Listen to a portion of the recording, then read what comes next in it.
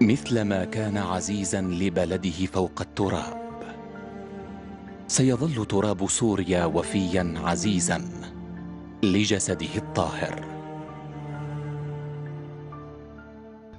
بفضل الله سبحانه وتعالى نحن منحب سوريا، منحب الشعب السوري، منحب بعضنا، بنتمنى من الناس المحبين لهالوطن خلونا نساعد مع بعض لحتى نشيل الحقد من قلوب الآخرين. يا رب تنجلى قلوبنا وتصير كلها قلوب بيضاء لحب هذا الوطن وحب بعضنا. حرام الشعب السوري يقتل بعضه، حرام أن يكون هناك فتن داخلية. خلينا ندافع عن هذا الوطن، خلونا ندافع عن هذا الشعب، كلياتنا كلنا سوريا. ليش محمد رافع؟ لأنه كان يشوف فلسطين، كان يشوفها بسوريا. الله يرحمه والله ينتقم من اللي كان السبب كسروا إلينا. شو عمل؟ شو ذنبه؟ لأنه زلمة وطني، لأنه ما نكر الجميل اللي احتضنه.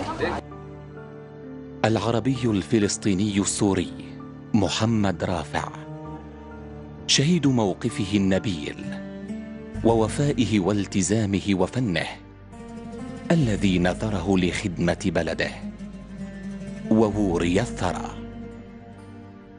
دمشق مثلما كانت ملعب طفولته ومكان دراسته، ومثلما عرش ياسمينها على سنوات عمره 30 عادت لتحتضنه بدمعتين ووردة، غير أن في القلب غصة، لأن بعض من كان يرجى منهم الوفاء لم يكونوا بحجم الخط.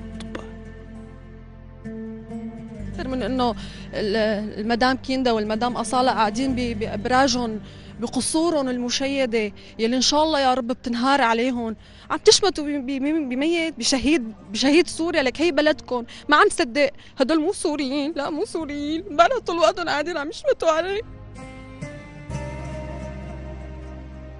أنا بوجه رسالة إلى الزميلة كيندا، أنا بحبها وبعتبرها مثل بنتي، بقول لها شكرا على كل شيء ما قدمتيه.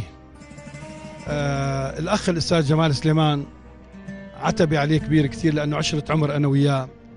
الله يسامحك يا جمال، الله يسامحك يا جمال.